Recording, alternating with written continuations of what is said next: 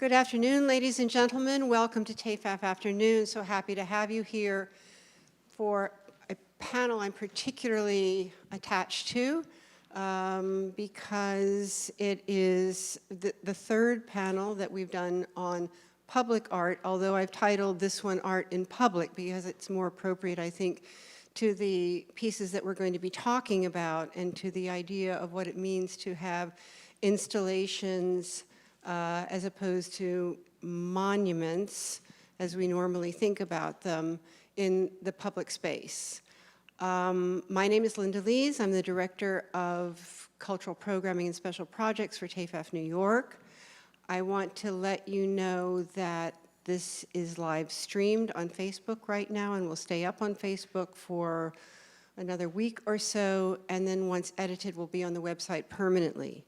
You can find on our website all our panels from the beginning and fall of 2016, which I think covers, well, it does cover a very wide range of subjects and all the time with great experts, just as we have here today. We're very proud of that. We see these panels as resources for research at a very high level, and we come to them with great seriousness, although we want to provide also a great forum for lively conversation as opposed to particularly scholarly work, as in we're not a university or college, we're an art fair. But because of that, we have the ability to provide a wide spectrum of topics and a great variety of experts, which we have here right now. So I'm going to introduce Evan Beard, who is, if I may borrow your... It's because his title has changed a couple of times, so I have to stay on top of this. He is National Art Services Executive, Bank of America. Obviously a friend of this fair because B of A is our main sponsor, and Evan is also a friend of this program because he's moderated here before. So Evan, over to you. Thank you so much, Linda, and thank you all for spending your NFL Sunday with us a little bit to defend some culture. So when I saw the topic, I thought that this is an interesting opportunity because if you look at both the art market writ large, a lot of folks, both in the dealer space, the museum space, have been saying this is the age of identity right now. For whatever reason, the biography, the identity of the artist has become as much of a driver and an influencer of, I would say, as what's on the canvas or what's standing as part of the sculpture. So, as public art, as opposed to just purely private art, we're going to look at what this new age means. New identities. New types of commissions that we're seeing in the public space. And in 2019, what actually does this mean for art in this sort of culture that we all live in? So I have a distinguished panel here. Sean Kelly, founder of the Sean Kelly Gallery. Kelly Baum, the Cynthia Hazen and Leon Polsky Curator of Contemporary Art at the Metropolitan Museum of Art. Melissa Smith, a freelance journalist. I'm sure you've seen some of her articles in the New York Times, ArtNet News, and other places. And Seth Rodney, the senior editor of Hyperallergic, and also the author of The Personification of the Museum, which I checked on Amazon and is still available, although it's not the cheapest book in the world, so there must be high demand for it. So look, we're going to jump off here. If any of you have strolled up Fifth Avenue lately, I hope you've seen some of these niches that on the facade of the Met that we're all so familiar with. And in these niches, something very new. I've gone past the Met, up those stairs through the front doors, and probably never actually noticed these niches. But Kelly, explain what we're seeing right now. Yes, and I think the second slide is a photograph of the facade of the museum with Wangechi's work installed. So the facade of the Met was completed 117 years ago, and in the niches are pedestals. Those pedestals were never filled. The museum essentially ran out of money in 1902, and so it was only able to complete a portion of the original decorative scheme. For 117 years, those niches remained empty until actually a few days after the beginning of September. Our director, Max Hollein, launched a new series of commissions. These are annual commissions, one for the facade of the museum, one for the Great Hall, and every year we'll invite a different artist to create work for those spaces. This year we worked with Wangechi Mutu, and she created 4 sculptures for 4 of the niches. The commission is called The NewOnes Will Free Us. Each work has an individual title, the seated 1, 2, 3, and 4. And I could go on for 2 hours and tell you all about the work, but I'll wait since At the same time, you've probably made your way through Times Square recently, and at the center of Times Square, you hopefully have seen Kehinde Wiley's new commission, Rumors of War. Sean, set the stage. How did this come about? Rumors of War came out of a response to Kehinde doing an exhibition at the Virginia Museum of Fine Arts in Richmond, Virginia, and seeing for himself for the first time Monument Mile, which is a mile-long series of sculptures that commemorate the Confederacy, Confederate soldiers, and being really very, very upset and offended by those sculptures, which all face south. They've turned their back on the north. And wanting to respond to them, the last of which, the Stuart Memorial, is 36 feet high, and wanting to make a sculpture in the exact same pose as the Stuart sculpture, but with a contemporary African-American male in hoodie and torn jeans and Nikes, astride the horse instead of a Confederate general. And so a conversation started about making the piece, and then we got into a conversation with Times Square because they were very excited about the idea of bringing it to New York City to be installed in Times Square. And at the same time as that was going on, the museum in Richmond approached us about permanently acquiring the work for their collection. And they sit just adjacent to Monument Mile. This is the VMFA? The VMFA. And they have acquired the piece, and it will be being installed in Richmond on December the 10th. And that's important because this is the 400th anniversary of the first slaves being landed in America. So in 1619, the first African-American slaves were landed in America, and they were landed in Richmond. And Richmond was actually a much bigger slavery center than anywhere else in America. It was used to disperse slaves throughout the South. And so we are able to install that piece in conversation, I should say, with the Confederate monuments just before the end of the year during the 400th anniversary of the first slaves being landed in America. So broaden this out, Melissa and Seth, an Afro-futuristic female in the Richard Morris Hunt niche of this Beau's architecture facade on Fifth Avenue. We have Kehinde Wiley's sort of contemporary African-American in a hoodie on a horse, deep alongside these Confederacy generals. Talk about more broadly this, the context, both political and otherwise, of what public art means in 2019. Wow. Big You want to go question. first? That's a big question. No, I defer to you, and then I will follow. That's a hard one, Evan.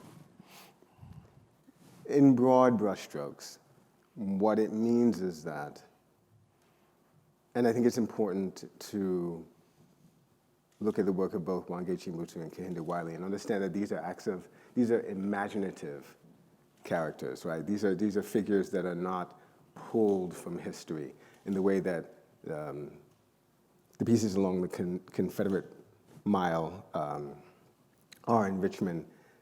What, at a basic level, they are saying is that, and this reminds me actually of something a poetry critic said about Sylvia Plath. He said, they give to reality the greater permanence of the imagined. There's a way in which these pieces, recently installed here in New York City, give to our collective reality the greater permanence of something that is imagined, something that is yet to become. So Evan used the phrase Afrofuturist. I don't know how much Wiley or Mutu would agree with that, but there is something very, very appropriate in using that term, because it's imagining what our future collective can look like when it's more representative of the people who actually live in this city. And then it's also in the case of both the artists, it's not just imaginative. They are actually taking bits and pieces from African history, from certain forms of adornment that are typical to a range of people from the continent. And in Kehinde's case, it's very much about the young urban black male who is much more visible in other contexts, but deserving, and this is always has always been Kehinde's. That's just shtick. Yeah, I mean, his ambition is to raise the status of that figure up. So they're works that have some historical antecedents, but they're primarily works of imagination, and I think that's crucial. Melissa, are they overt provocations or no? Are they meant to be provocative in any way? I would imagine so, especially when it moves down to Richmond. I imagine it's going to provoke a lot of different opinions, as it's going to be in very close proximity to Confederate sculptures. I would actually worry that it might be vandalized. I'm not really sure what's expected, and I don't know if, Sean, you can comment on whether or not you've heard any sort of feedback from people in Richmond about what they think of this coming. Well, I think there's a huge amount of excitement because Richmond, the museum itself, is really at the forefront of the discussion about the function of a museum in the 21st century in America. I mean, they're the first ever major museum in North America to have an African-American president. Valerie Castle, who's the senior curator, is African-American, and they have made a very conscious decision that a very large part of their programming is going to be about redressing this enormous imbalance and inequity. It was very highly publicized in Richmond at the time that it was unveiled in Times Square, and they've already received pushback from certain factions within the local community.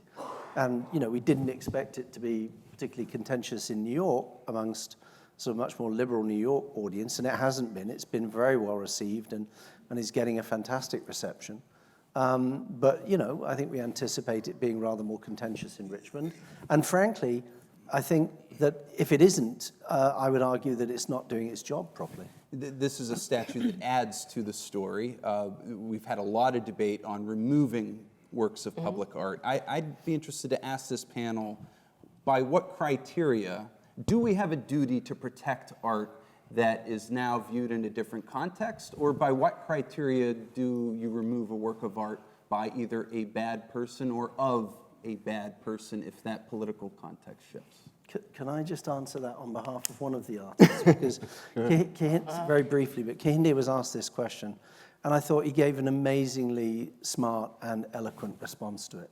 He said that he has no interest in seeking the removal of Confederate sculptures, but he wants other voices and other sculptures to be seen in dialogue with them and in context with them, which will allow people to make their minds up about the validity of the sculptures, whether they are Confederate sculptures or whether they are contemporary sculptures.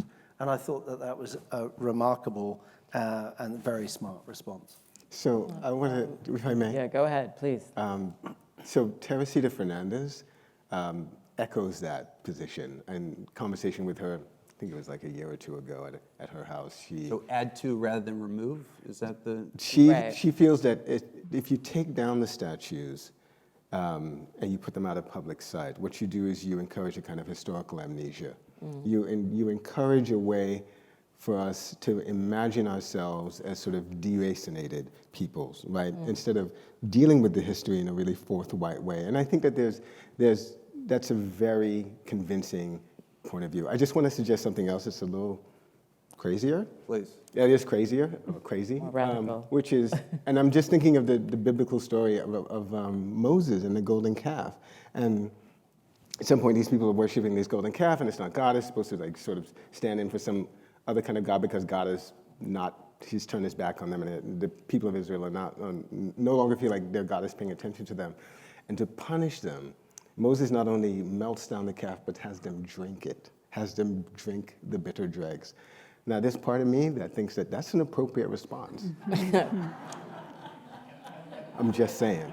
But clarify, do you feel that a work of art, once it is viewed in a different political context, we don't have that necessarily the duty to protect it? There is some art that must be removed based on sort of the historical context of it. I don't think, I actually think that the position that Kehinde sussed out and Teresita has, I think is actually the more logical one, the more reasonable one. I do think that, I don't want people to forget. I don't want people to forget what Robert E. Lee did and who he was. Go ahead. I mean, do you think there's a risk of that? I mean, I think I do think that we're still going to be talking about him in our history classes, and I don't necessarily feel like he needs to be honored and revered as a monument. I think that's the contention of people. Agreed. And I think, you know, there are a lot of movements. 2 years ago, Take Down NOLA was talking about the Robert E. Lee and General Beauregard, I think, sculpture. And, you know, they just found them wildly offensive, and they felt like they should have been taken down. They don't think that they need to be preserved in any way. And I feel like people assume that as a result of taking them down, that we're going to be presenting some sort of revisionist history. What they don't understand is the reason they went up is because of the history we presented had a lot of holes in it, and it was a revisionist history. And that's the only reason why they were cast in bronze and put on these pedestals in the first place. But you know what I mean? it gets to an interesting point, because some of these works of art are purely political. I mean, I look back to the Soviet Union, and after the fall, some of the works of Lenin and others were just pure political objects. A good piece of public art, does it need both a political context as well as, some of these works may have been very important aesthetic objects. Is art in 2019 public art? Do you need to have both? Well, you always need the aesthetics. Right. I think, yeah. Yeah.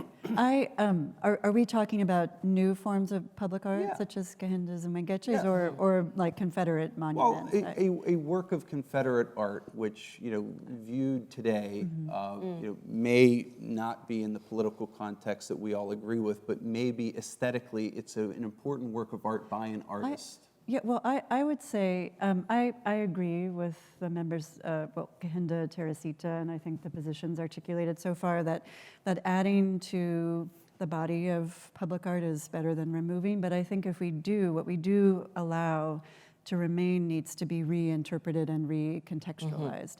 And so, the person, what he or she did, the year the sculpture was commissioned, we know that many of the Confederate monuments weren't actually made during the Confederate. They were made, much later in the 20th century. As so I think provocations. as provocations, Yeah, and so reinterpreting, recontextualizing the sculptures that do remain, I think, is a really crucial piece of the puzzle. And by the way, there's a piece that was published on the Hyperlogic site, I think it was 2 years ago, about how many of these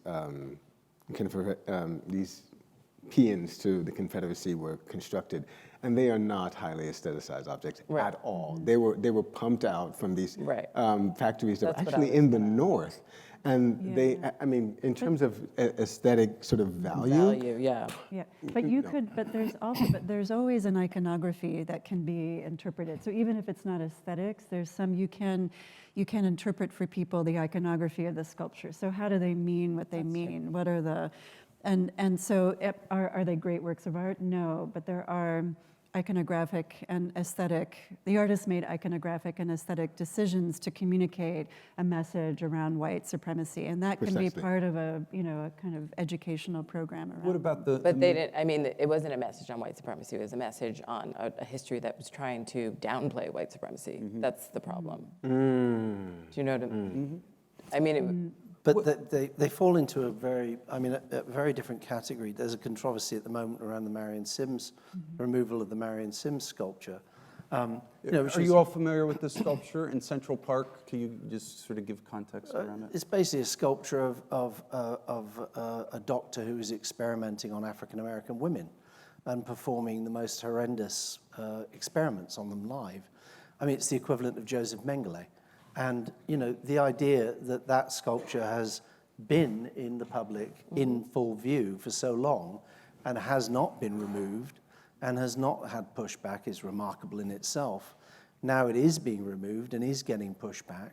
I think, that is a different order of problem, because, it would be the equivalent of having a sculpture of Joseph Mengele opposite a synagogue. I mean, it's clearly inappropriate. But by what criteria do we, because there's clearly many sculptures in the U.S. of founding fathers who owned slaves, who, contributed great things to the fabric of this country. I mean, by what criteria do you choose? And who? Is it a democratic process? Because it does get to process a little bit.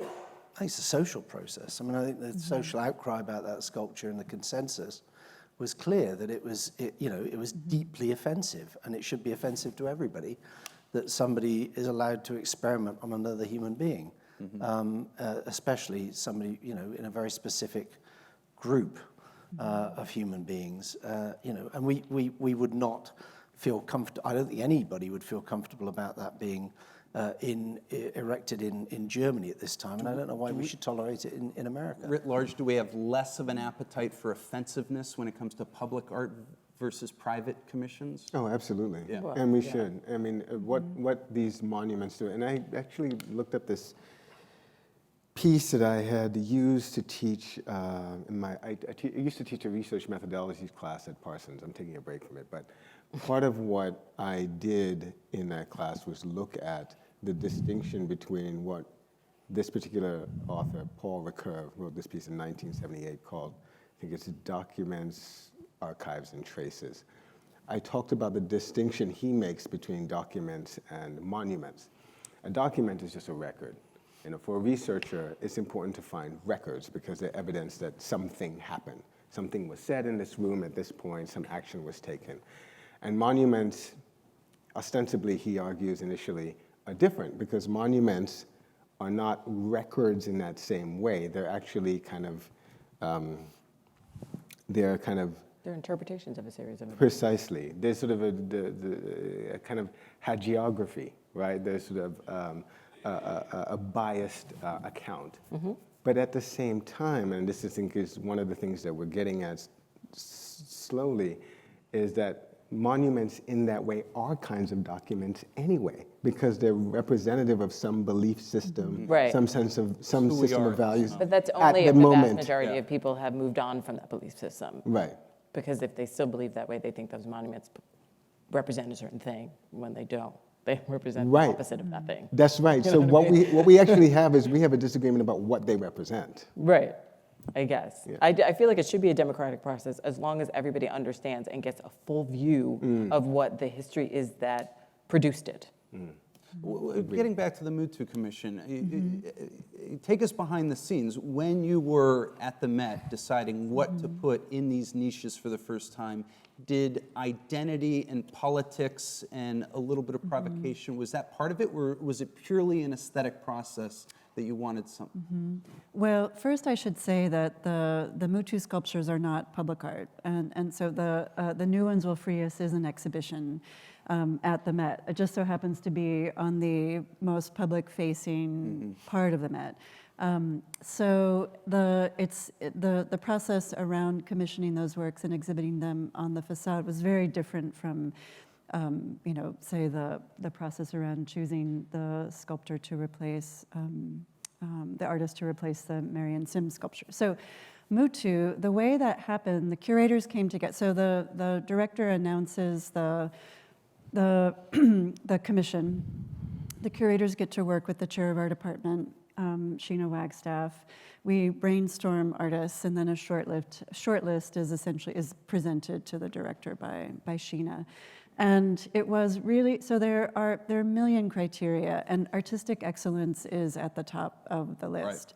In the case of Wangechi, we were in the process of buying a collage by Wangechi, a collage painting from 2006, and so she was very much on our minds. We knew that she was making sculpture. We definitely wanted the first artist on the facade to be a woman and to be a woman of color. And Why so, is that? because the Met has been, because it's important to us ethically to diversify the artists that we represent inside and outside the museum. It's reflected in the work of my department, exhibitions and acquisitions. And so as it is at the Virginia Museum of Fine Arts, we prioritize that because the Met, really hasn't done a great job. It's done a terrible job historically of bringing women artists of color, artists who are not American and not European into the collection. And so, Wangechi is also very much a student of art history. And so we don't only collect and show the work of artists who have a strong art historical awareness, but she happens to. And we believe that she would propose something that reflected the art history that's ensconced in the walls of the museum. I have a question. So to the journalists and maybe sort of some on the critical side, can you evaluate this work of art without looking at the identity, the politics of it? Can you just purely look at it as sort of an aesthetic work of art? Or this day and age in 2019, do you have to consider these other things, considering a big driver in the decision-making process, you said it yourself, was we wanted identity, we wanted diversity, we wanted sort of that context? That's hard. Okay. So I feel like a lot of times identity is presented in a way to denigrate the aesthetics behind a work of art, and that's always a problem that I have when we're talking about race and representation. So I do think you can look at a work of art and see that it's an excellent piece and also recognize that it has some sort of political, racial, and representation undertones. And I think that's foundational. It could be patronizing? I mean, well, it's as minorities, it's foundational to who we are as minorities, and it's obviously going to be reflected in the work that we present as minorities. I'm not an artist myself, but I'm assuming. Sure. So, yes, that is an important part of the work, but it doesn't take away from the aesthetic value of the work. Right. And I don't like when those are positioned as opposites. And so 2 things I want to say about that. One is that, yes, we are capable of walking and chewing gum at the same time. Like you can Right. appreciate, the various levels of meaning available in the work. 2 is that it depends on, and the way you phrased the question was like, do you need to, so on and so forth. It depends on who the you is. Like I think that if you are a particular kind of collector, you may not care about anything but the identity of the artist. If you're a particular kind of dealer, if you're a particular kind of gallerist, if you're a particular kind of art patron, it really depends on who you are in that conversation. For me, because it's partly my job, I'm always looking at the various levels at which a work slots in. So it's for work that is really good. The way I like to say it is it's like firing on all cylinders. I mean, it is true that gallerists, museums, curators are looking to sort of go back through history, find works by female artists that were overlooked. Identity is important. I'd be interested in 50 years, 100 years. Do you think that when we look back at this era, the biography and the identity of the artist will be as important, or will the work have to just stand on its own aesthetically? It always has to stand on Right. its own. Yeah. This is what, that's going back to what I was saying before. They don't have to. History does. They don't have to be at odds. The work in stand No, alone it's- also it- represents it- something it's at the fundamental same to- time. History takes care of this for us. We're having this discussion in a fair which is primarily focused on antiquities up to the modern period. History takes care of this for us. We're in a particular moment when there is a particular amount of attention being paid to women, older artists, artists of color. And it is absolutely appropriate that this is occurring. It's long overdue. And the pendulum is swinging. It hasn't swung as far as it's going to swing yet. It's swinging. And the adjustment is long, long, long overdue. But to assume or to question whether there is any lack of aesthetic quality or rigor in that work would be an enormous mistake. Because there's fantastic work being done. There's also terrible work being done, as there is by artists who are not of color and artists who are male. It's always the case. So history will take care of that for us. We don't have to worry about that. I think we all are charged with being responsible for our own response to it and our own judgmental criteria. But history will take care of this question for us. Seth, it looked like you had something to add. Well, I appreciate what you said, Sean, and I think that that's mostly right. But I want to add the caveat that it depends on who ends up writing their history in 50 or 60 years. Because if it ends up being like a scenario, sort of like The Handmaid's Tale, where we've got where we no longer have a democracy, where we basically have a kind of, what is that society called? It's a... Oligarchy? It's a what? Oh, Melissa said I said oligarchy. oligarchy. No, it's a theocracy. That's the word I was Theocracy, looking for. okay. Yeah, a theocracy, male-dominated theocracy. The ways that they will write the history about this period will be awful, right? So, I mean, it really ends up, I think it depends on where we end up politically in 50 or 60 years. If the species, by the way, is still around. Because that's a question. I was thinking about history as having a rather longer arc, because Greece was a male theocracy, and there was quite a lot of good work made during the Greek and Roman and Egyptian periods. So I was thinking about history as having a rather longer arc than 50 or 60 years. I think we're living through a very difficult political moment in many countries and environments right now. I hope very much that they're passing phases.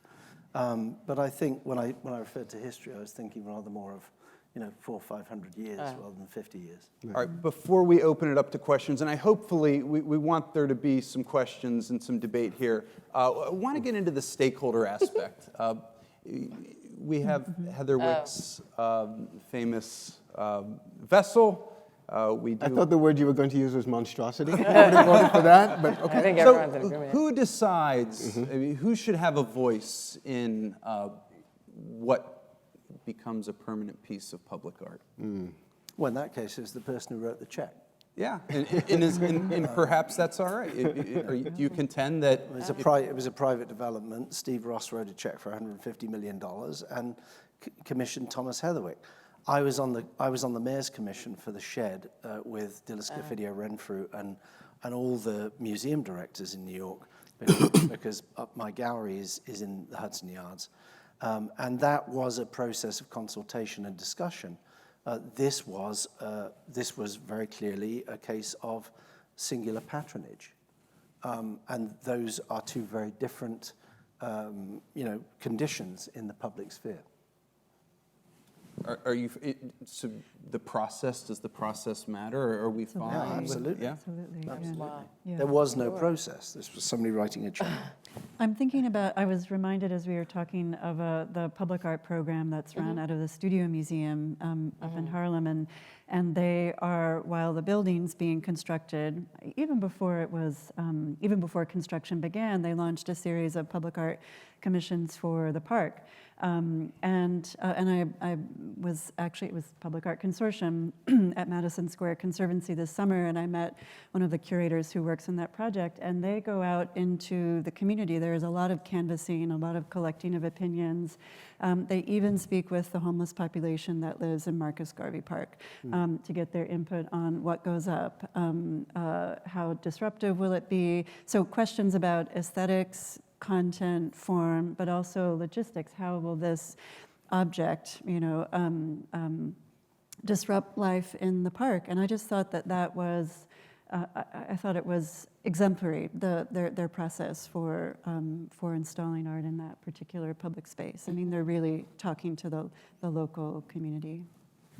Seth, Melissa, from a stakeholder perspective, whose voice matters when it comes to what's the process? Well, I think it's the community's voice that matters. I think that and that's, given that we human beings are just fractious creatures, that's a long, typically difficult process, but it's not the key. The key social agent should not be the person who can write the check.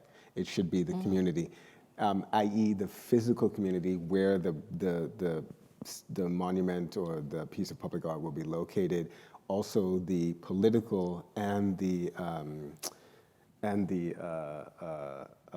educational community should be involved. And you know, these kinds of things, I don't think it's easy to say that there's this process that should happen all the time. Rather, I think that depending on the work, depending on the context, some processes are going to have to be bespoke. They're going to have to, people are going to have to come up with the way to talk about moving forward into, so you don't end up doing that. So here you have a very large work, 3.8 million was paid. This was actually a gift from the United States to France.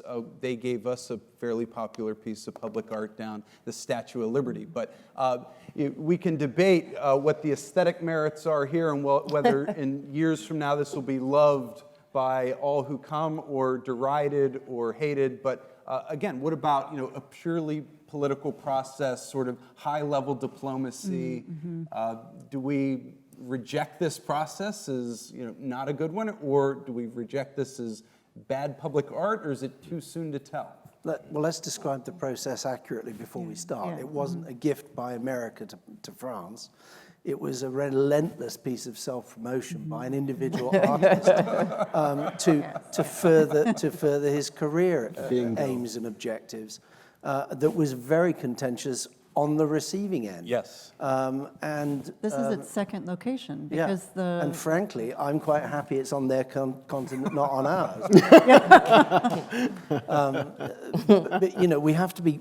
I mean, my point really is we have to be accurate about the language that we're using, because you know, a lot of what we've talked about here is public art, and a lot of what we have talked about really is not public art. Yes. Yeah. Right. And that's an incredibly important point, I think, that we could all agree on. Right. Because the Heatherwick isn't public art. The Kehinde Wiley isn't public art. Right.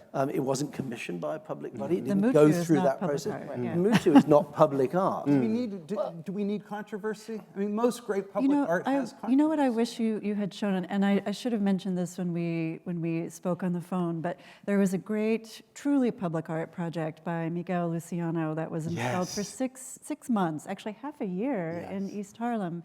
And he researched, it was called Mapping Resistance, the Young Lords. saw that. And he researched the history of the Young Lords, an activist organization in the barrio in the 70s. And he worked with a member of the group, Hiram, I can't remember. Maristani. Yes, who was also a photographer. He documented the activities, the protests that they organized, protests intended to demand, protests that were demands for resources, for assistance, for money, for trash removal, for healthcare.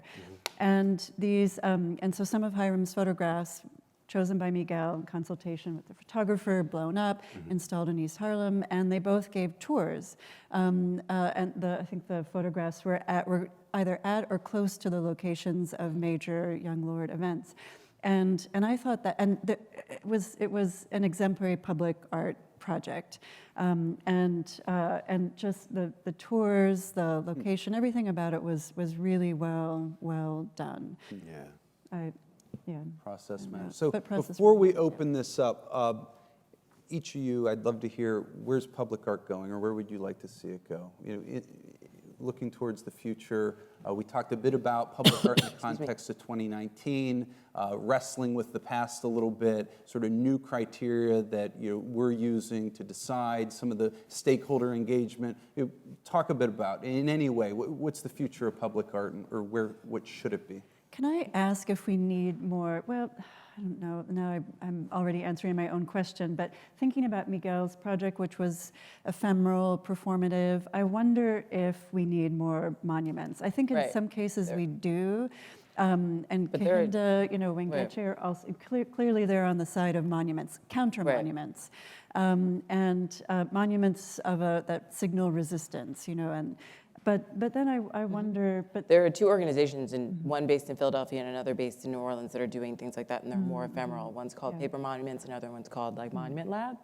And I think they recognize that the knee-jerk response to taking down a monument is putting up another monument, and they're saying maybe that's a little bit problematic, and what we should really be doing in order to really diversify our voices is to put temporary sculptures up and to really connect with the community and find out what they want to see, and try to help that. So this to happen. great person view of history, do we really need to erect monuments for all of our Right. political- Like, do we need to pit heroes against heroes? Yeah, It really is not necessary anymore. I mean, if we're trying to really capture a diverse landscape and an inclusive landscape.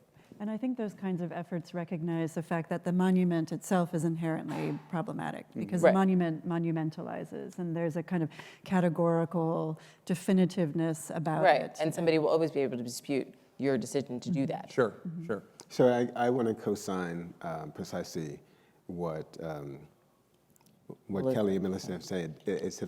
That I think that public art projects need to be more ephemeral. I think they need to appear in the landscape and be dialogic and really capture people's imaginations. And then, again, the great thing about Miguel's work is that the walking tours actually sort of, energized the photographs, like brought them back to life because he is talking as he is walking and moving from place to place in East Harlem. I want to see more things like that. Dred Scott is doing a thing right now. Yeah, I'm looking into the slave rebellion, Right, precisely. He's restaging the largest slave rebellion. which again was not addressed. I mean, the first person to actually talk about this was in 2011. I think that the actual revolt happened in 1811. So that's what I was talking about as far as our revisionist history. There's a lot of things we do not know, and that frames how we think about these monuments and how we paint the picture of our history. And that's why that's why I like what these creatives are doing. I mean, apart from artists, like filmmakers and everybody, they're trying to redress these things. And I just want to quickly say that with Dred Scott's project, it's taking place over, I think, the course of 2 days. 2 days. So people are marching. It's a Yeah. marathon, 26 miles. And once that is done, it's gone. But the memory and the conversations, the sense of We're all talking about it. yes, absolutely, that will live on. I think that's crucial. So Sean, less permanence, less sort of monumentality of great men and women. What do you feel, the future of public art? Well, I think what they're discussing is much more interesting. I mean, I think, for me, one of the most wonderful things that was done in this context was David Hammons selling snowboards on the streets of Harlem. I mean, it's a very ephemeral gesture, and it's a really important work for me. I come from a very conceptual position, and certainly the gallery and the artists, most of the artists that I work with very conceptually. It's very atypical for us to be involved in a major public sculpture like this. But the point was really that it was a sort of, it was Kehinde's, it was a very political statement. He didn't want necessarily to make a monument, he wanted to respond to the monuments, and he chose to make something monumental in response. I think it's far more interesting to make work that is conceptually powerful, that changes the social dialogue, that, and I hope in the future, it doesn't need to be monumental. I hope it can be ephemeral, and I hope that it can exist in our imaginations, because eventually I hope we'll all be sophisticated enough not to need these things, and not to require monuments to validate ourselves in the public sphere. So, I hope it'll become much more ephemeral. And when does it go to Richmond? December the 10th. Okay. Sean, will the sculpture be on museum property, or will it be on city property? It's Or or are they both the same thing? Yeah, I was curious to know No, they're not both the same if it's going to be thing. in close proximity to a lot of the It's sculptures. in close proximity to Monument Mile, Okay. on the museum's property. Okay. Curiously enough, right in front of a very, very white marble building that houses the Daughters of the American Revolution. So I think it'll be having a very interesting Yes, dialogue. yeah. Great. Did the museum have to get permission from the city to install it outside, or did they That's just? interesting. They yeah. didn't, So, I don't okay. think they technically needed it, but Okay. there has been a very, very high degree yeah. Okay. of dialogue with the city and with all of the social agencies, and more importantly, with the community. Yeah. Okay. That's great. Well, thank you. Linda, could we open it up for questions? Anyone, a question, a comment, please? Right, we're going to use the microphone so folks on Facebook can hear you. Hi. You talked earlier about the democratic process, and you also mentioned the Marion Sims monument. Do any of you, and I'm actually thinking Steph probably, do any of you have opinions about what happened with the Marion Sims sculpture replacement process? Because that was incredibly contentious, and do you think the right decision was made? Do you think the right decision was overruled? I'd be really interested to hear. Do you want to comment on that? It was actually directed to you. I'll take a stab at it. So we were just talking. Yeah, right before we got in here, yeah. What is that decision, so we're all on the same page? They chose Vinnie Bagwell, and that was the one, that was the artist that the community was wholeheartedly in And the favor of. monument And is moved to where? Brooklyn, or? I think to this His grave. Greenwood Cemetery? Yeah, the Okay. cemetery. Well, I'm sorry. No, I was saying the community did. Yeah. So, and then the panelists who are coming in, which apparently had an advisory role, but that was discussed kind of after the decision was made. Yeah, they chose him only. So so we were saying to each other that Melissa's seen the video of that, very contentious video of that process playing out. I haven't, even though it's on the hypoallergic side. I had a conversation with Joanna Samuels, who is the director of Jack Shaman Gallery, about this on Friday night. And my sense is that, what does I want to say? That in this process, there are people who will be really disappointed. And even when they took down the original monument to Sims, I happened to be at the gym and I was running, and on the telly there was some guy complaining about how this person was a father of modern gynecology, and they shouldn't have dared to do this, whatever. There are people who will be disappointed, I think, not always, but most of the time. I think the criteria by which we evaluate whether the process was successful or not is really, we don't know yet. It's one of those things where we'll have to see how people in the community respond when the thing is up and has been up for a while. I suspect if I had been on the panel that I would have been really disappointed, because the way people describe the work, it sounds super, what's it? Which work? What? Which work are you referring to? The way people The work that they describe- chose, yes. Yeah, just sounds really derivative, and I think, right. Can I just, please. because we were actually involved in this process, because one of our artists was shortlisted for this. And two of my colleagues were in the room and witnessed the whole process and were part of the event. And I think, the relative merits of the artists aside, I think the process was unclear. The process was the problem, because the community had clearly had their expectations raised that they would have a voice in the process. Right. And then there was a panel of experts who had been brought in, and they made a decision. And those two things were not interfacing with each other. And there was a real sort of disruption occurring between them. And then people got very angry, and then it got blown up. The person who was chosen, Simone Lee, very graciously stepped down, aside, right. because she didn't want to stand in opposition to the community's choice, and the community choice proceeded. It has had extensive repercussions. They continue even now into this week. Tom Finkelpearl, the director of cultural projects for the city, just stepped down. And Tom's done extraordinary work and is an amazing advocate for the arts in this city. He is. And in this community, and has been for decades. Yeah.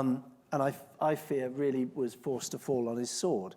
But I think the process was unclear and mismanaged, and probably in every possible respect, including the one that Steph's referring to, is going to result in something which is not as good as it could have been. Right. Issues are I will say that the three artists, I think the only artist that actually went to the meetings and interfaced with the community was Vinnie Bagwell, and I think that had a big impact on the fact that she was ultimately chosen. Because I feel like a community, especially a minority community who feels disempowered already, like with the process being set up within which they feel disempowered, it's just not a recipe for a good choice. But it's a perfect example of actually almost everything you can get wrong in the process. Because if you are going to be removing a sculpture and you're going to be replacing a sculpture within a community that feels very, very strongly about it, and the community feel that they have been given a voice to participate and a mandate to participate in the conversation, then the advisory committee and the board who are there to give, if you like, professional aesthetic direction, their role should be very, very clear, and they were not. Sensitive to time. Any other, please? Yeah, this brings up so many thoughts, interesting conflicting currents. For instance, history will take care of it, but yet we know so much about history from the monuments that remain. And we get upset when some of the monuments, like in Iraq and the Middle East, get blown apart by ISIS because we're going to lose history long term.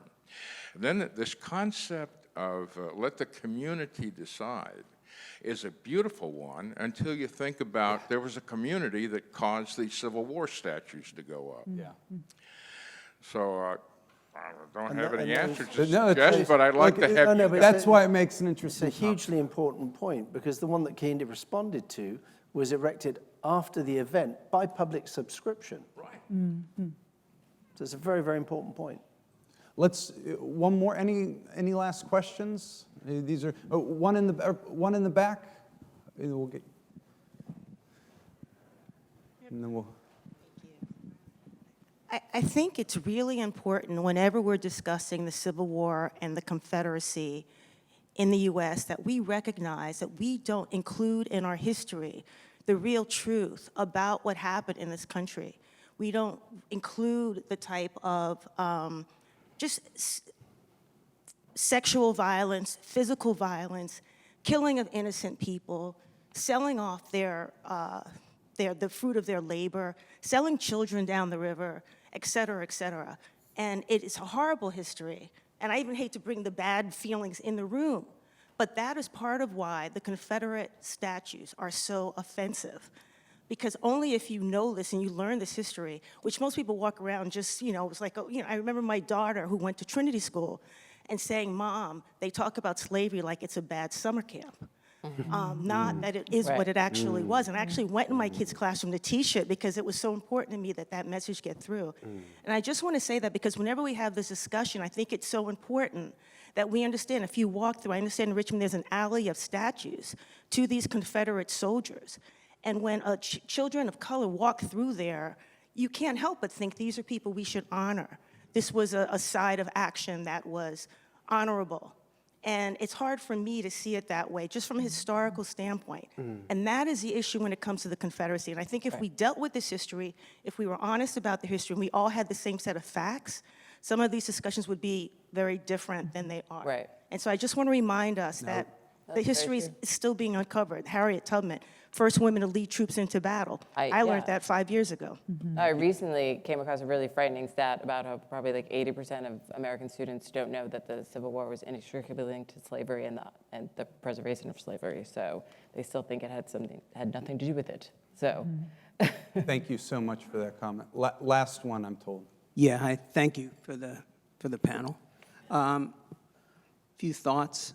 Commemoration is enormously sensitive and powerful, across cultures and histories, and I think of the Vietnam Memorial in Washington, D.C., which, the Maya Lin version of it was obviously took a very particular point of view, but it made a lot of soldiers very unhappy. So now there are those monuments, and I think of in Berlin, you have the, and I'm going to forget the architect's name now, but the big Holocaust memorial. Sure. And then you have this, German artist who created these Stolpersteine, these little plaques on the street, these very modest monuments. And so it makes me, one thing that makes me think is that what would happen in terms of a broader public understanding the sensitivity and the problematic nature of the monument is if the Wiley was installed right next to not in the, not in that broader context, but right next to one of these men on horseback. It is Would big. people, It is being. it is, okay. Would people then begin to think about, well, why a man on horseback? What is that about? Whoever is on the horse. And maybe there's a way to get people to think more carefully about what these representations are and why they matter to them. I'm being told we're at time. So Well- look, these are complex, solemn issues. When I saw the topic, I was both very nervous because there's tons of landmines here, but also I was really excited because it's such an important, relevant, timely issue. We could go 1,000 different directions with this, but the point that we're having the discussion and sort of wrestling with it is really, I think, an important aspect of public art and where it's going. So thank you all for coming out, and to the panel, thank you. Appreciate it. Thank you all for being here. I think we set up issues for the next panel. I want to be clear to say that the title of this panel is Art in Public, not Public Art.